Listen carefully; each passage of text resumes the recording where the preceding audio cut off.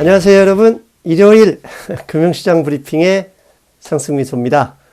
제목, 왜 갑자기 트럼프 대통령이 친수익파에 입당했는지 여러분 궁금하시죠?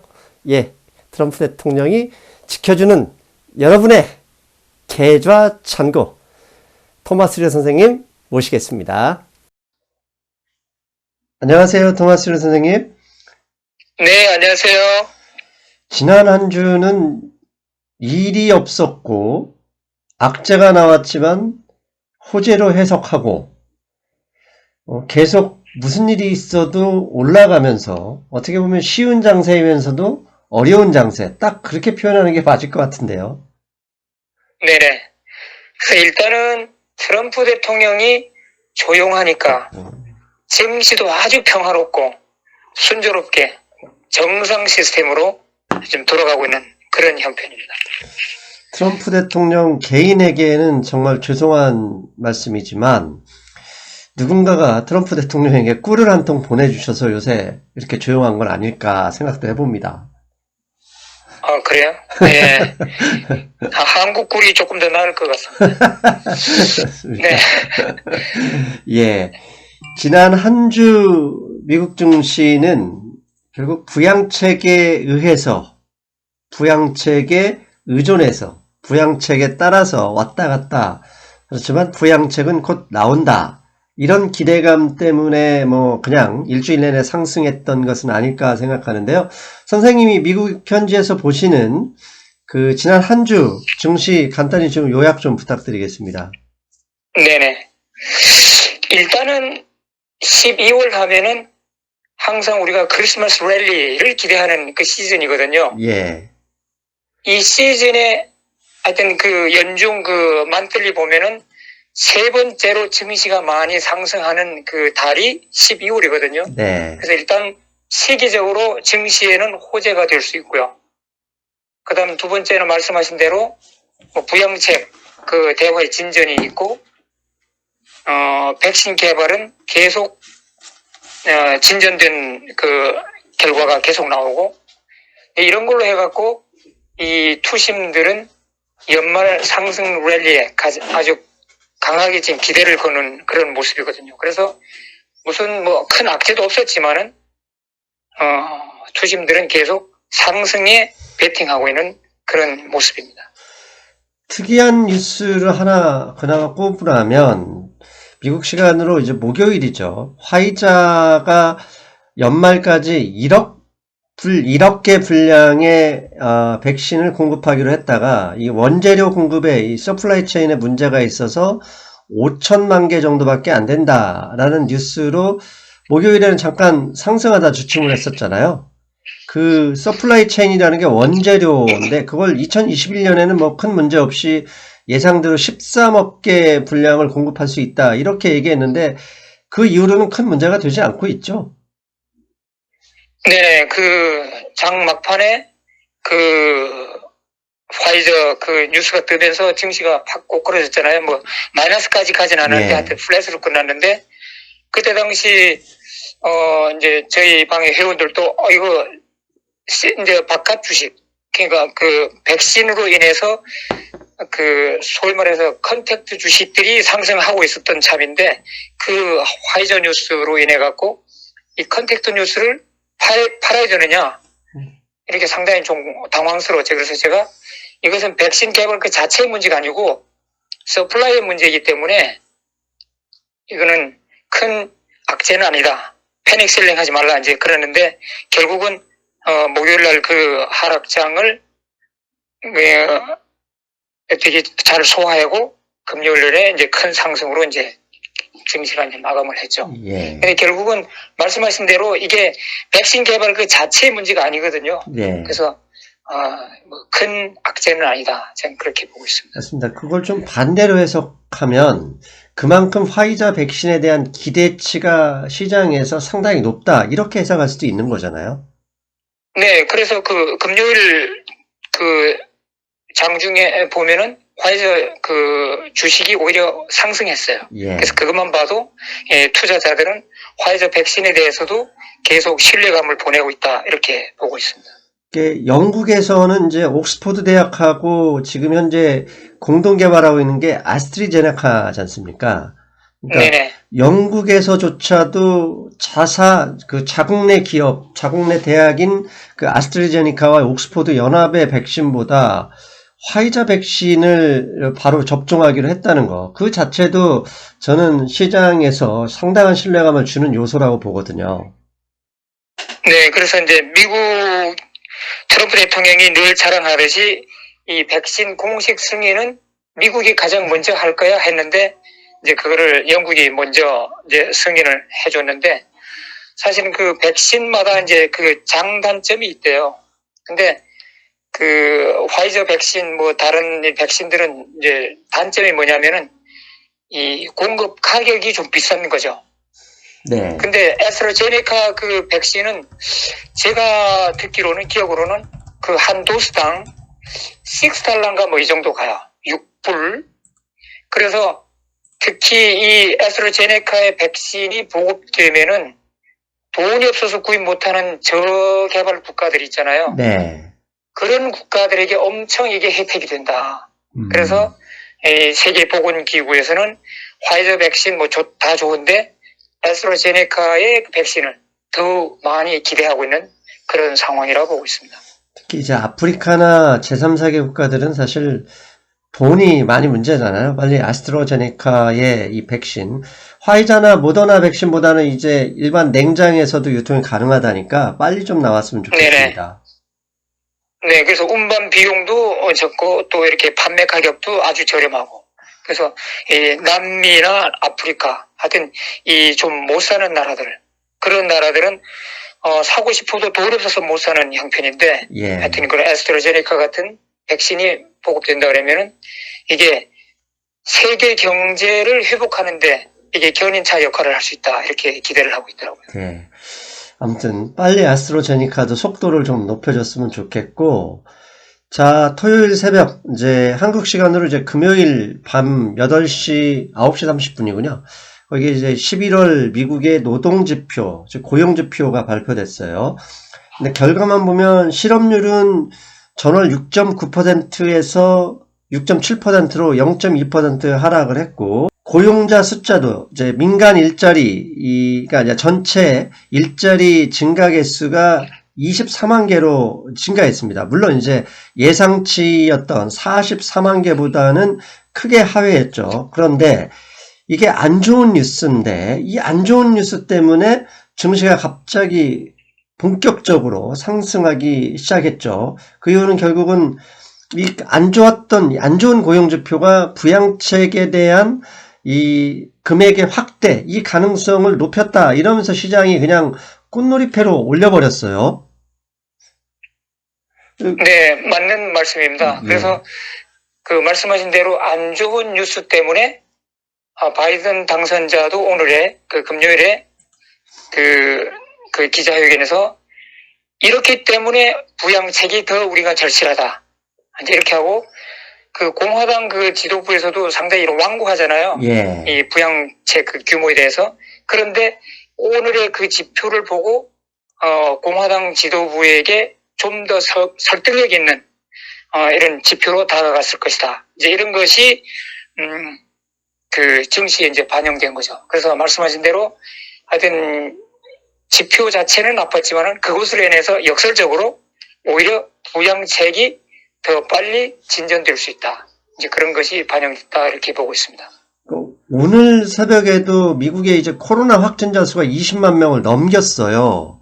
그러니까 한 일주일 전만 해도 피크 치고 내려오는 게 아니냐라고 했다가 다시 올라가는데 이 고용지표와 악화된 확진자 수가 이게 결합이 돼서 더 좋았던 것 같아요. 이유는 확진자 숫자가 늘어나면서 고용이 회복이 안 되고 있는데 최근에 더 늘어나고 있는 확진자 숫자 이러면 12월에 더 안 좋아질 수 있으니 공화당 너희들이 양보해야 된다. 이러고 아예 시장이 그냥 기정사실한 것 같던데요. 그렇죠. 이제 그것을 믿고 있는 거죠. 그래서 뭐 현재 그 확진자 숫자, 그 다음에 사망자 숫자, 거기에 대해서는 증시가 별로 이제 신경을 안 쓰고 단지 좋은 면만 받아들여 갖고 이제 이렇게 하죠. 그 다음에 이제 두 번째는 현재 이제 증시가 상승을 이렇게 하고 있는데 이 경제 지표는 안 좋게 나오잖아요. 예. 근데 이제 긍정론자들 입장에서는 증시와 경제 이 격차가 지금 많이 벌어져 있는데 그러면 둘 중에 증시가 내려오든지 경제가 올라가든지 해서 격차를 좁혀서 중간에서 만나야 되잖아요. 근데 경제 긍정론자들은 어떻게 보냐면은 경제는 지속적으로 회복될 것이다. 그 다음에 이 증시 자체는 3개월 4개월 앞을 내다보는 이 심리로 움직이는 거기 때문에 지금 당장 눈앞에 다가온 겨울보다도 내년 2월, 3월 되면은 코로나도 좀 수그러들고 경제 활동이 픽업해갖고 회복이 강한 회복세로 갈 것이다. 이제 이런 게 이제 반영돼 있죠. 그래서 이제 비관론으로 보면은 이게 지금 증시와 경제의 격차가 너무 벌어져갖고 이거 대단히 위험하다. 네. 이렇게 생각할 수도 있지만은 하여튼 이 증시는 항상 이 긍정으로 보고 있잖아요. 희망으로 보고 있고. 이제 그것이 바로 이제 투심인데 그래서 이 지표 악화에도 불구하고 증시는 상승했다. 이렇게 보고 있습니다. 거기 앞에 선생님 잠깐 언급해 주신 바이든 대통령 당선자가 기자회견에서 지금 공화당의 이제 민주당과 일부 비슷하게 협의를 했었던 9천억 달러에서도 그 가구당 1200달러 그러니까 수표 주는 것은 포함이 안 돼 있었는데 바이든 당선자가 어제 기자회견하면서 고용지표 이런 상황에서 1200달러도 포함되어야 된다. 이런 얘기를 했거든요. 그 뉴스가 나오자마자 또 그 10년 만기 채권 금리는 정말 팝업 해버렸거든요. 그런데 문제는 네네. 10년 만기 채권 금리가 금요일 종가 기준으로 0.973%입니다. 즉 1% 정말 턱 밑에 코 밑에 와 있는데 이렇게 채권 금리가 강하게 상승하는 것은 이 장기적으로는 좀 단기적으로 보더라도 증시에 부담을 줄 수 있지 않을까요? 네, 부담을 줄 수가 있는데 제 개인적으로는 10년물 국채 금리가 1.25%. 이때까지는 좀 안심을 해도 된다 이렇게 보고 있고요. 그 다음에 그 국채 금리 그 지속적인 최근에 상승세가 있었는데 여기에 또 하나의 그 변수는 중국 국채가 미국 국채보다도 더 매력적인 거죠. 그 금리 자체가 엄청 높으니까 지금 5% 정도 되잖아요. 네네. 미국 국채는 1%고 그러면 이제 중국이 이제 대외 개방을 지속적으로 계속하면서 안정감을 주고 있는 거. 그래서 국채 투자자들이 중국 국채를 더 매력적으로 보고 그쪽으로 더 많이 투자하다 보니까 상대적으로 미국 국채가 일단은 인기가 조금 없는 거죠. 거기다가 이제 그 부양책 기대감 이로 인해 갖고 국채 금리가 이제 올라가는 거. 그래서 제가 볼 땐 1.25%까지는 증시에서 우리가 겁을 안 내도 되겠다 이렇게 보고 있습니다. 사실 한 3주 전에 우리 골드만삭스에서 미국의 채권금리 예상치를 전망한 게 있는데 내년도에는 1.3%, 2022년에는 1.6% 정도까지 예상을 했더라고요. 근데 이게 저는 항상 그걸 반대로 해석하는 게 뭐냐면 골드만삭스가 내년도 10년 만기 채권금리를 1.3%로 예상했다 그러면 1.3%까지는 주가에 큰 영향이 없다라고 해석하거든요. 결국은 선생님도 그 비슷한 말씀 하시는 거라고 이해하면 되겠죠? 네네. 그래서 그 S&P 500 500개 기업의 그 배당 수익률 그걸로 이렇게 비교했을 때 1.25%가 넘어가면은 이제 투자자들 입장에서 증시의 그 주식에서 일부 배당금 약한 그런 주식을 팔아서 국채로 옮길 수 있는 그 포인트가 1.25 내지 1.3%. 예. 그 정도 그 분기점으로 보고 있거든요. 그래서 거기까지는 그래도 역시 주식이 더 위험 자산, 주식이 국채에 비해서 더 매력적이다 이렇게 보고 있습니다. 예. 아무튼 사실 웬만한 거에는 자연에서는 그 운동의 법칙이 있으니까 현재 붙어있는 가속도가 특별한 변수가 없는 한 유지될 수밖에 없다고 보고요. 결국 이런 상승 랠리에 있어서 상승 랠리를 잠시 멈추게 하거나 일단 일부 조정을 하게 하는 요소는 결국은 뭐냐면 악재가 아니라 호재입니다. 상당한 강력한 호재가 나오면 증시 상승세가 잠시 멈출 수 있는데 그 호재가 뭔지는 좀 더 우리가 생각해 봐야 될 것 같고, 자, 테슬라 이야기 잠깐 안 할 수가 없죠. 테슬라가 지난주에 선생님 이제 예상하시기에는 3분의 1씩 쪼개서 상장할 것 같다라고 했는데 원샷 상장으로 결론이 났어요. 이 원샷 상장이 결국은 S&P 500 인덱스 지수 상승을 상당히 끌어올릴 수 있을 것 같은데 이에 대한 분석이 좀 필요할 상황입니다. 네네. 말씀하신 대로 이제 12월 21일 날 이제 원샷으로 이제 한 번에 이제 상장을 하죠. 이제 하는데 지금 금요일 날 그 종가 보면은 테슬라가 딱 $600를 찍었어요. 그래서 이건 몇 달 전에 그 스플릿 하기 전에 그 가격으로 환산하면은 이게 $3,000거든요. 한 주에. 네, 이게 엄청납니다, 지금. 예. 근데 이제 그 12월 21일까지의 그 테슬라의 주가 흐름은 제가 볼 때는 뭐 현재 목에 다 찼다고 보고요. $600.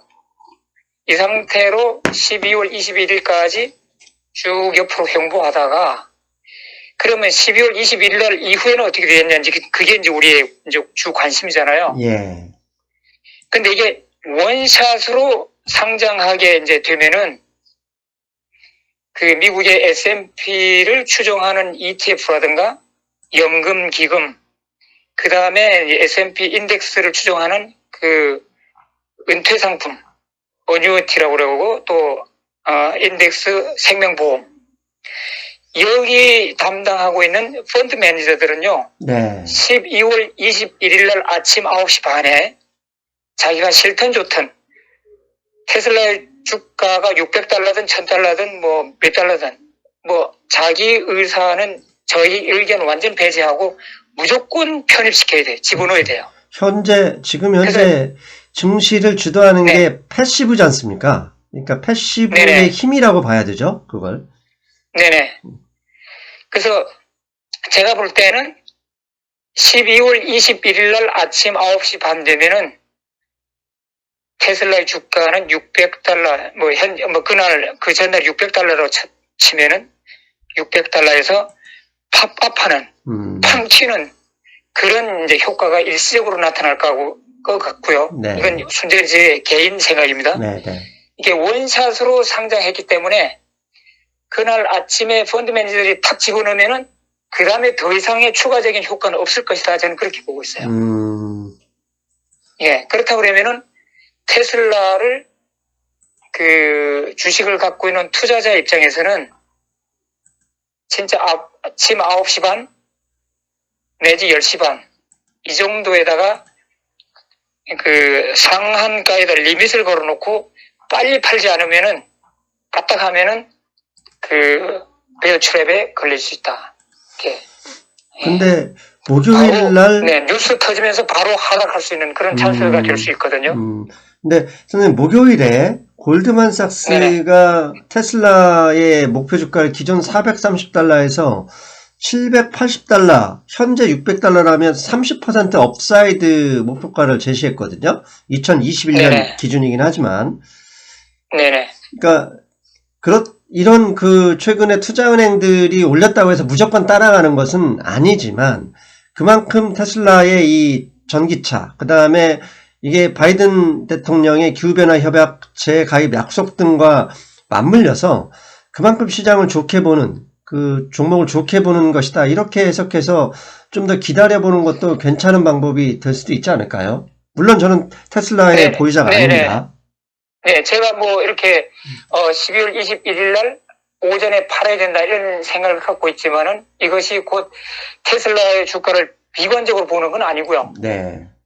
12월 21일을 향해서 지금 그게 이제 루머잖아요. 예. 일종의 루머이기 때문에 루머를 향해서 달려 올라가던 주가가 12월 21일 날 오전에 뉴스가 터지면서 바로 프로핏 테이킹 하는 세력들이 많이 나타날 걸로 저는 예상하고 있거든요. 네. 그래서 일단은 그 12월 21일 그 정점에서 상당 폭의 조정을 겪은 후에 진짜 골드만삭스가 예상하는 $780 또 아니면 그 이상으로 또 다시 또 올라갈 수도 있죠.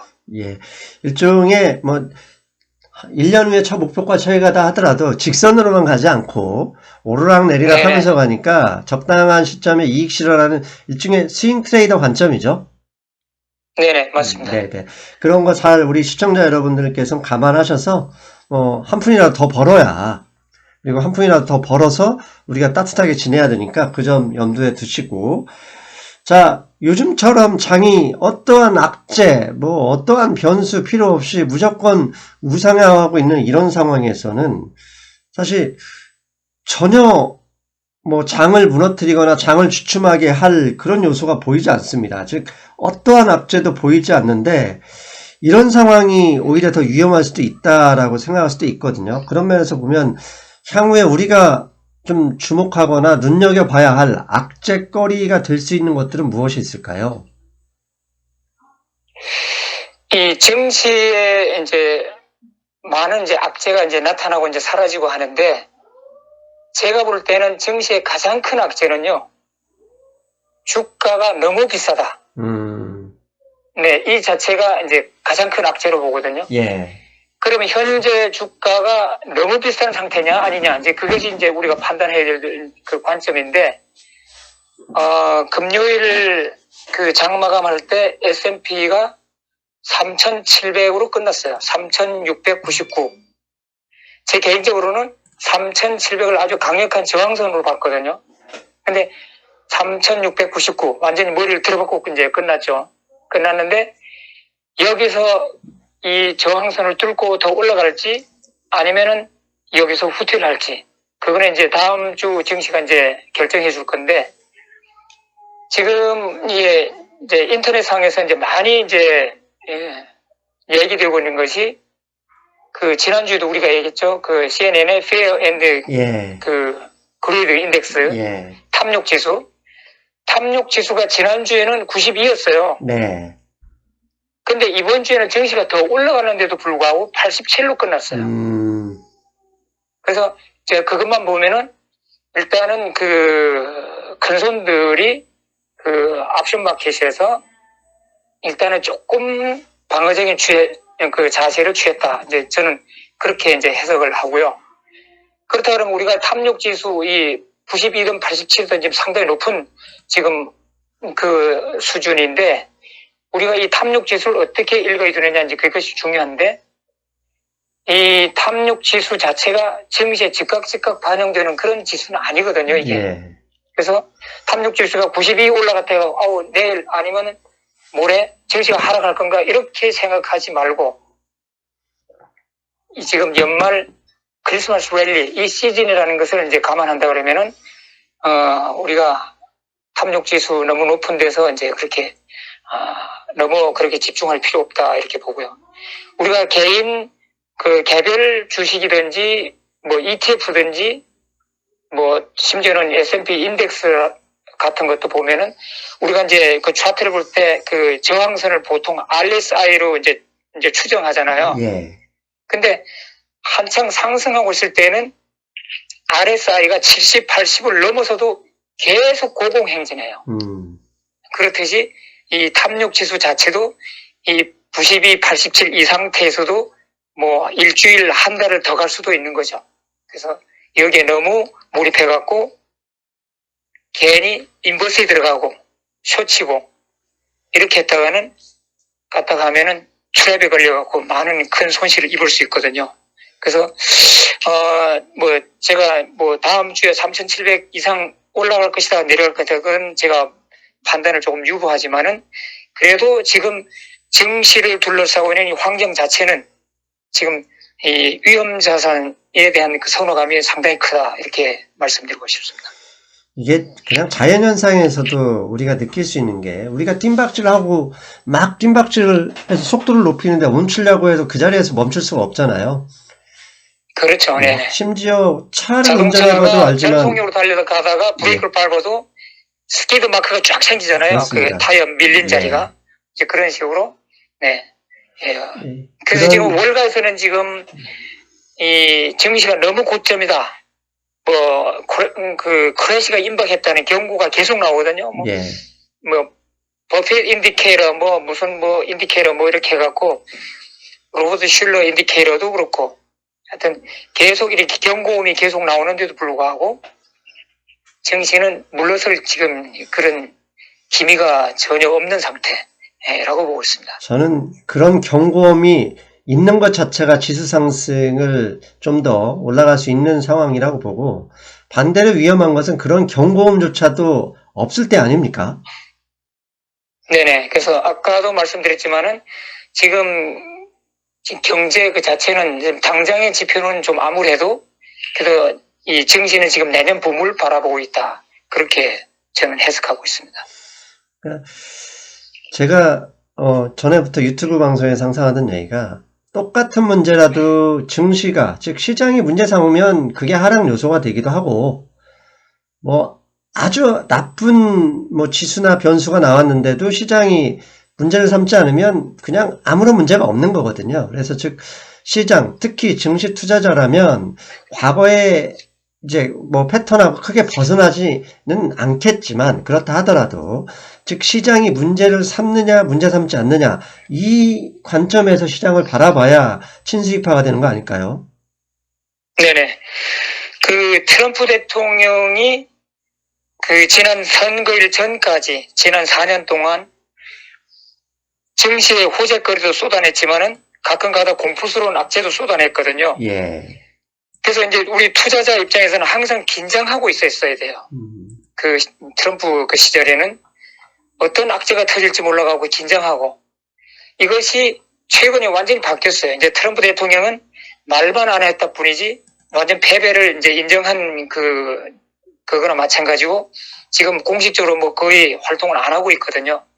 그래서 이 트럼프 대통령의 그 공포 변수, 이것이 이제 사라짐으로 해갖고 증시 투자자들은 지금 아주 편안한 상태로 지금 대하고 있습니다. 그래서 너무 편안한 이 자체가 증시 악재가 될 수 있지만은 지금 전에와는 다른 그런 새로운 이 변화 속에 우리가 이제 들어있다, 이렇게 보면 되겠습니다. 자, 이왕 트럼프 대통령 말씀하신 김에 미국 정치 이 대선 투표 일정상 다음 주 8일이 선거인단 확정되는 날이거든요. 그 선거인단 확정이 되면 그 다음 12월 14일에 선거인단 투표는 요식행위가 되는 거잖아요. 네네. 이 선거인단 확정 진행 상황은 지금 어떻게 이렇게 흘러가고 있습니까? 네네. 그 미국의 이제 각 주마다 이제 대통령 선거 이 법 자체가 조금씩 다르거든요. 예. 그렇지만은 이제 공통적인 건 뭐냐면은 미국 50개 주의 그 각 주의 국무장관이 자기 그 스테이트 내에서 누가 당선자인지 그 당선증을 이제 교부하는 그 절차가 있잖아요. 예. 있는데 금요일 날 오후 그 시점으로 기해서 미국의 각 주에서 발부한 선거인단 수, 예. 공식적으로 그 각 주 국무장관들이 공식적으로 발표한 그 선거인단 수는 바이든 대통령 당선자가 270명으로 해갖고 당선 확정으로 결정됐어요. 예. 그래서 일단은 각 스테이트 국무장관들이 공식적으로 교부증을 제시한 거기에는 270명으로 이제 공식적으로 바이든 당선자가 당선으로 이제 확정됐는데, 이것을 이제 12월 8일 날에 의회에서 그 승인을 해줘야 되잖아요. 예, 연방의회에서. 예. 네네. 네. 예. 해줘야 되는데, 오늘 보니까 그 엘라바마에 있는 공화당 의원 하나가, 선거인단. 예. 공화당 소속의 선거인단들은 각 스테이트 국무장관이 그 공식 발표한 거기에 따르지 말고, 그 의회 투표에서 트럼프를 지지하라. 이렇게 이제, 부추겼고, 자기가 앞으로 남은 기간 동안 공화당 그 소속의 그 엘렉토럴 칼레지 그 사람들과 공화당 또 국회의원들 이렇게 자기가 설득해서 이 숫자를 많이 늘려가겠다. 이제 이렇게 이제 운동 중에 있고 또 이 사실 자체를 트럼프 대통령은 자기 트위터에다가 아주 대대적으로 올려놨더라고요. 그래서 이 자체가 뭐 작은 뭐 반항 움직임은 될 수 있지만은 그 미국 그 뭐랄까요 도덕적인 그 상식적인 범위 내에서는 그 선거인단들이 자기 스테이트에서 공식적으로 그 부여받은 그 권한 이것을 뒤집을 수는 없거든요. 이게 그렇죠. 한마디로 꼭 이것을 뒤집었다고 법적으로 처벌받는 건 아니지만은 양심적으로 이 도덕적 개념에서 이것을 뒤집을 수는 없다. 이것이 현재 지금 바라보고 있는 평가 같습니다. 한마디로 그렇게 되면 콩가루 뭐 당나라 되는 거 아닙니까? 네, 그러면 뭐 미국은 뭐 더 이상 민주국가가 아니죠. 예를 들면은 가장 세계에서 후퇴한 민주국가라 할 수도 없는 그런 이제 개판으로 이제 가는 거죠. 그러니까요. 그러면 다음에 대통령 선거했을 때 누가 거기다 승복하고 누가 그걸 하겠어요? 그러니까요. 그죠? 예. 네. 결국 지난 한 달 넘게 이 현재 미국 증시를 저는 미국의 월가자본, 금융자본이 바이든의 승리를 공식 인정했고 그럼으로써 트럼프가 무슨 일을 벌이든 간에 그냥 트럼프를 무시하는 전략으로 증시 상승을 이끌고 있다라고 생각하고 있는 저는 입장에서 보면 트럼프가 이렇게 마지막까지 계속 완전 승복을 하지 않고 계속 이렇게 주변에서 뭔가 벌이고 있는 상황이 증시 현재 상승을 계속 또 어떻게 보면 연장시킬 수 있는 흐름이 될 수도 있다라고 저는 해석하고 있거든요. 반대로 네네. 트럼프가 완전히 네. 나 졌어 떠날게 이렇게 승복하는 순간이 그게 어떻게 보면 증시의 불확실성을 완전히 해결시킬 수 있는 대형 호재가 되기 때문에 그 대형 호재가 나오면은 일종의 소문의 사고 뉴스의 판다 이것 때문에 약간의 하락 추정이 있지 않을까 이렇게 지금 현재 걱정하고 있습니다. 그래서 웬만하면 트럼프 대통령이 좀 더 오래 버텨달라 이런 네. 바람을 하고 있어요, 사실은. 그래서 지금 미국의 그 주요 그 뉴스 매체에서 트럼프 대통령의 그 소식을 찾기가 진짜 어려워졌어요. 아무것도 없어요. 그래서 결국 트럼프 대통령이 뭐 하는지 동정을 하려면 트럼프 대통령 개인 트위터에 들어가서 그 게시물 보고 이제 짐작을 할 뿐이죠. 아무튼 보면 최근 몇 년 동안 미국의 이렇게 상식적인 상식적인 사람들이라면 이게 참 역사가 이렇게 후퇴할 수도 있구나라고 아마 통탄을 하지 않을까 이런 생각을 많이 합니다. 요즘 미국의 정치 상황만 본다면. 네, 그래서 지금 미국의 그 소위 말해서 그 지도자급들 사이에서는 무슨 얘기가 나오냐면은 이 미국의 그 대선 그 방식 그 자체를 바꿀 필요가 있다. 어나더 트럼프를 만들지 말아야 된다.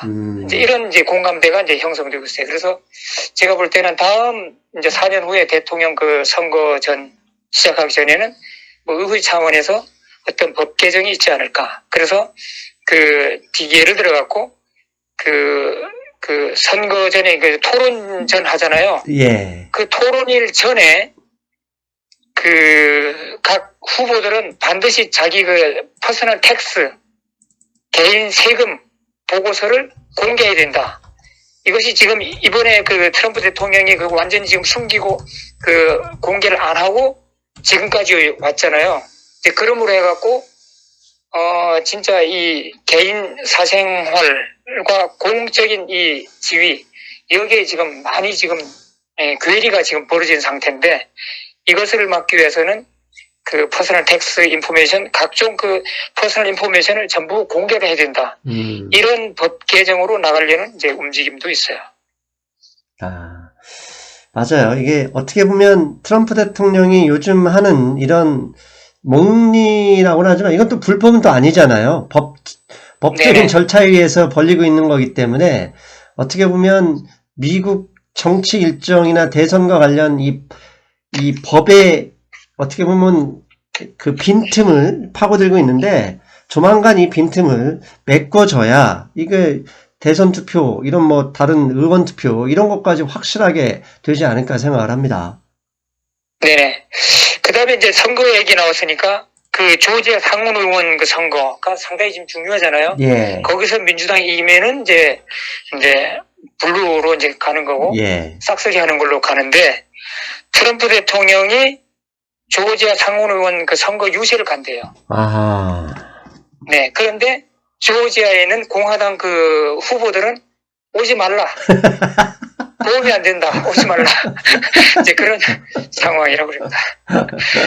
참 이게 냉정합니다. 이게 인간의 본성이 어쩔 수가 없어요. 제가 11월 3일 대선 투표가 끝나자마자 그 다음날 멤버십 게시판에 인간의 본성을 이해하면 트럼프의 불복이 문제가 되지 않는다라는 글을 길게 쓴 게 있었어요. 그 이유가 인간은 불편함보다는 평화로움을 원하는 본성이 있기 때문에 일단 판이 기울어 버리면 정말 트럼프의 극렬 지지자를 빼고는 이제 그냥 아유 좀 이제 좀 숨 좀 쉬자 이런 걸 바라는 거거든요. 조지아주 네, 상원의원 그렇죠. 선거도 네. 결국 그 흐름으로 가는 거지 않습니까? 네네. 그러니까 이게 결국은 그 국민들 그 전체 평균의 그 생각은 결국은 도덕적이고 양심적이고 상식선에서 모든 걸 해결하자. 이제 이거거든요. 맞습니다. 근데 비상식으로 뒤집으려고 그러니까 오히려 트럼프 대통령은 지난 4년 동안 잘 했음에도 불구하고 마지막 순간에 점수를 까먹는 그런 그 지금 형국 같습니다. 그러니까 사실 우리 인간관계에서도 사실 누군가를 처음 만날 때는 첫인상이 생기잖아요.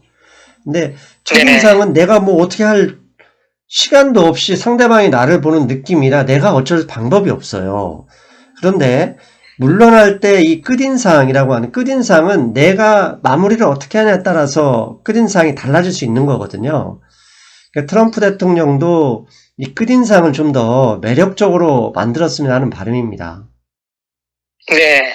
그래야만 4년 후에 그 트럼프 대통령 본인이든지 아니면 아바타가 나오든지 누가 나왔을 때 좀 더 유리한 국면을 만들 수가 있죠. 예. 지금 인상을 흐리게 하고 나갔다 그러면은 다시는 이제 다음에 넥스트 그 찬스가 없을 거니까 예.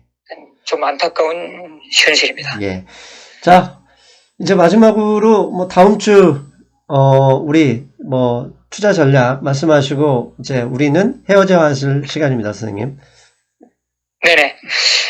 그 미국 증시 그 S&P 500 인덱스 그 기준으로 보면은 지난 100년 동안 뭐 올해 3월에 팬데믹 같은 그런 굴곡은 있을지언정 계속 우상향이거든요. 예.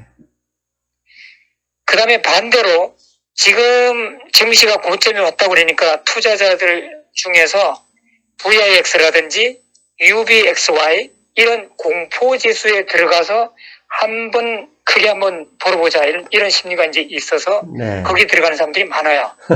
근데 증시가 100년 동안 우상향했다 그러면요. 공포지수는 100년 동안 우하향했습니다. 네. 이것은 부인할 수 없는 이 결론이거든요. 그러니까 VIX나 UBXY 같은데 이 100년 동안 지속적으로 하락하는 이 종목에 들어가려고 그러면은 진짜 기막힌 상세한 디테일한 그 타이밍이 있어야 되거든요. 들어갔다가 잠시 먹고 나와야 되는 이 타이밍을 맞춰야 되는데 웬만한 초보 투자자들은 이 타이밍을 맞출 수가 없어요. 그래서 들어가갖고 일단 손실이 생기면은 그 손실분을 메꾸기 위해서 머물러 있다 보면은 손실은 점점 더 커지는 거죠. 그래서 제가 오늘 어느 그 인터넷 그 사이트, 저도 이제 미국 그 사람들 그 초보자들 모이는 그 사이트를 들어보는데 UVXY 거기에 들어가갖고 남들은 돈 엄청 벌고 있는데 증시는 엄청 올라가고 있는데 자기는 지난 몇 달 동안 여기서 40% 손실을 봤대요. 지금 한국의 개인 투자자들도 2배짜리 인버스를 11월 달에 7천억 원 이상 매수했답니다. 이게 참 안타까운 이야기예요. 네. 이 계좌 녹아내리는 거거든요. 예. 그래서 특히 미국 증시 같은 경우 100년 동안 우상향했으면은 공포지수는 100년 동안 우하향했기 때문에 여기에 절대로 들어가면 안 됩니다. 진짜 초고수들 디테일한 그 타이밍을 맞출 줄 아는 고수들은 가능해요. 이게 예. 가능한데 이제 아무리 고수라도 진짜 하루 이틀 먹고 나오는 거죠. 거기서 일주일 스테이하면 안 됩니다. 이게. 그리고 증시가 완전 고점에 다다랐다고 하는 그 타이밍을 알 수 있는 고수들은 들어가서 크게 먹고 나올 수 있죠. 근데 일반 투자자들은 증시 고점이 어딘지 알 수가 없어요. 그래서 진짜 꼭 증시가 고점이다 해갖고 해칭하고 싶으면은 현금화 하는 것이 가장 그 베스트 예. 플랜입니다. 지금 괜히 선생님, 어설프게 숏에 들어갔다가는 계좌 녹아내리는 거죠. 맞습니다. 지금 3주, 2주 전부터 심지어는 월요일 날 제 방송까지 함부로 인버스 잡지 말고 차라리 현금 들어라 이 얘기를 계속 말씀드리는 거 그런 거지 않습니까? 네네네. 결국 사람은 순리대로 살아야지 혼자서 바람에 반대 방향으로 가봤자 나가 떨어질 수밖에 없습니다. 네. 하여튼 제가 분명히 말씀드리고 싶은 거는 이 VIX라든지 UVXY 이런 공포 이 종목은 진짜 고수들의 놀이개입니다, 이게. 예. 보통 중간도 안 되고 초보는 더더욱 안 되고요. 여기에 들어가면 안 됩니다. 그래서 결국 여기에 들어가는 분들이 이 어떤 이거 뉴스, 특히 공포스러운 뉴스, 거기에 너무 집착하고 너무 그 집중하다 읽어보면은 전부 세상이 전부 이렇게 거꾸로 뒤집힐 것처럼 느껴지거든요. 그래서 여기에 들어가는 거죠. 그 다음에 남들은 계속 돈 벌고는 그 와중에 자기 혼자 수익을 못 벌었을 때 이것을 한 방에 메꿔 보려고 하는 그 심리. 이제 그게 이제 발동하는 거죠. 근데 결코 이 세상에서는 공짜는 없습니다. 맞습니다. 꼭 VIX, UVXY 들어가려고 그러면은 거기만 집중 연구하시고 진짜 증시의 그 S&P 500 기준 해갖고 고점과 저점 이것을 뭐 디테일하게 차트 분석해갖고 예측할 수 있는 능력을 키울 때까지는 여기는 들어가면 안 됩니다. 그렇죠. 그런 능력은 신의 영역에 도전하는 거니까 차라리 도전하지 네네. 않는 게 낫다. 이게 결론 아닙니까? 네네. 네네. 알겠습니다. 선생님, 오늘도 벌써 40분이 훌쩍 넘었네요. 좋은 말씀 감사드리고요. 코로나 조심하시면서 다음 주에 우리는 뵙겠습니다. 선생님, 안녕히 계십시오. 네, 수고하셨습니다. 안녕히 계세요. 잘 들으셨어요? 네. 우리 트럼프 대통령께서 정도를 가고 계시니까 우리들의 잔고가 부쩍부쩍 수익률이 늘어나고 있습니다. 여러분, 이번 한 주도 힘차게 플러스 나는 그런 친수익파 되시길 기원합니다. 내일은 좀 더 심각한 주제 가지고 오겠습니다. 미국 시장 버블에 가 있는가 궁금하시죠? 버블인지 아닌지 우리 심각하게 세밀하게 분석해 보겠습니다. 저는 내일 뵙겠습니다. 여러분 안녕.